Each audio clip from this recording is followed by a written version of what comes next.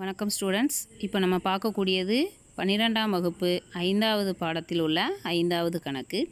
சீனு மற்றும் சிவா இருவரும் கூட்டாளிகள். அவர்கள் தங்கள் லாபம் மற்றும் நட்டங்களை 5:3 என்ற விகிதத்தில் பகிர்ந்து கொள்கின்றனர். சுப்பு என்பவரை புதிய கூட்டாளியாக சேர்க்கும்போது அவர்கள் பின்வரும் முடிவுகள் எடுத்தனர்.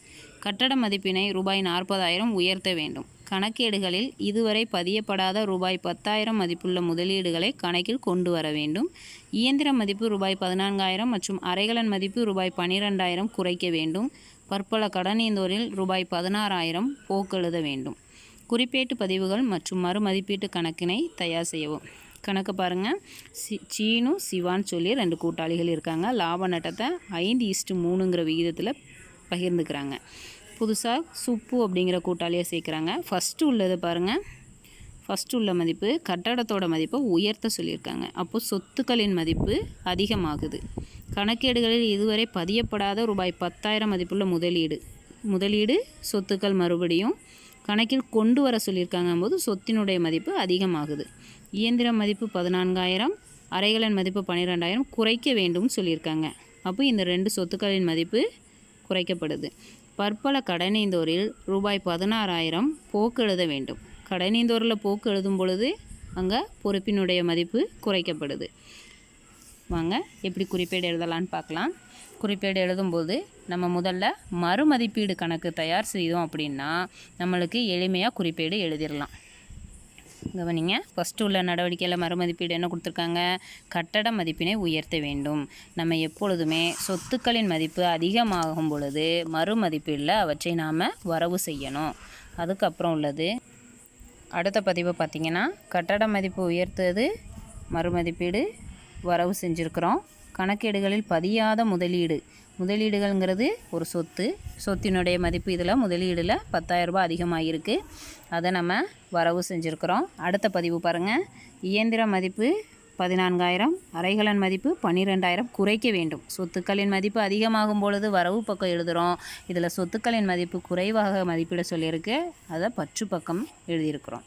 அதுக்கப்புறம் பாருங்கள் லாஸ்ட்டு பற்பல கடனீந்தோரில் ரூபாய் 16,000 போக்கு எழுத வேண்டும். பற்பல கடனீந்தோருங்கும் போது கடனீந்தோர் பொறுப்புகளின் மதிப்பு குறைக்கப்படுது. அந்த மதிப்பை நம்ம மறுமதிப்பீடில் வரவு பக்கம் எழுதியிருக்கிறோம். இப்போது 2 பக்கமும் இருக்கக்கூடிய தொகைகளை பார்க்கும் பொழுது நம்மளுக்கு வரவு பக்க இருப்பு அதிகமாக இருக்குது. அதை நம்ம பற்று பக்கம் எடுத்து எழுதி இந்த 66,000லேருந்து 16,000 26,000 ரூபா லெஸ் பண்ணும் பொழுது 40,000 ரூபா நம்மளுக்கு விடை கிடைக்குது. கிடைக்கக்கூடிய விடையானது மறுமதிப்பீடு லாபமாக கருதப்படும். இந்த லாபத்தை நம்ம பழைய கூட்டாளிகள் சீனு மற்றும் சிவா அந்த 2 கூட்டாளிக்கும் 5:3 அப்படிங்கிற விகிதத்தில் நம்ம பிரித்து கொடுக்குறோம். அப்போ 5:3னா 5/8 3/8 அப்படின்னு வரும். 40,000 × 5/8. சீனுவோட முதல் கணக்கு 25,000, சிவாவின் முதல் கணக்கில் 40,000 × 3/8 15,000 ரூபா. இதை நம்ம மறுமதிப்பீடு லாபத்தை பிரித்து கொடுத்துட்டோம். இப்போது மறுமதிப்பீடு தயாரிச்சுட்டு இதிலிருந்து நம்ம குறிப்பேட்டுக்கு எழுதலாம். பாருங்கள். ஃபஸ்ட்டு உள்ளது பற்று பக்க இருப்பை எழுதுவோம். மறுமதிப்பீடு கணக்கு பற்று வரவு பாருங்கள். ஃபஸ்ட்டு சொத்துக்களோட மதிப்பு, இயந்திர கணக்கு வரவு, அரைகலன் கணக்கு வரவு. தொகை 26,000 ரூபா. தொகை 26,000 ரூபாய். மறுமதிப்பீடு கணக்கு பற்று 26,000, இயந்திர கணக்கில் 14,000, அரைகலன் கணக்கில் 12,000 வரவு வைக்கிறோம். அதுக்கப்புறம் பற்று பக்கம் கொடுத்துருக்கிறது நம்ம கண்டுபிடித்த விடையான மறுமதிப்பீட்டு லாபம். இதை பழைய கூட்டாளிகளுக்கு கொடுக்கப்பட்ட பழைய விகிதத்தில் நம்ம பிரித்து கொடுத்துருக்குறோம். மறுமதிப்பீட்டு லாப கணக்கு பற்று 40,000, சீனு முதல் கணக்கு வரவு ரூபாய் 25,000, சிவா முதல் கணக்கு வரவு 15,000. மறுமதிப்பீட்டு லாபம் பழைய கூட்டாளிகளுக்கு பிரித்து கொடுத்தாச்சு. அடுத்து உள்ள பதிவு மறுமதிப்பீட்டு கணக்கில் வரவு செய்யப்பட்ட பதிவு.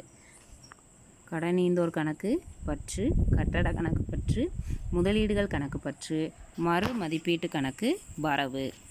இந்த பதிவுகள் பொறுப்புகள் மற்றும் சொத்துக்களின் மதிப்பு. பொறுப்போட மதிப்பு குறைஞ்சிருக்கு, சொத்துக்களோட மதிப்பு அதிகமாக மதிப்பிடப்பட்டிருக்கு. அப்போ சொத்துக்களின் மதிப்பு அதிகமானது, பொறுப்புகளின் மதிப்பு குறைவாக உள்ளது. மறுமதிப்பீட்டு கணக்கில் வரவு செய்யப்பட்டுள்ளதுன்னு எழுதணும். அல்லது பல கூட்டாளிகளுடைய சொத்துக்கள் மதிப்பு கூடுனது. சரி. ஃபஸ்ட்டு நம்ம எப்பொழுதுமே மறுமதிப்பீட்டு கணக்கு கண்டுபிடிச்சிட்டோம் அப்படின்னா நம்ம அதிலிருந்து குறிப்பேட்டு பதிவுகள் எளிமையாக எழுதிடலாம். Thank you students. டவுட்டை கமெண்ட் பண்ணுங்கள்.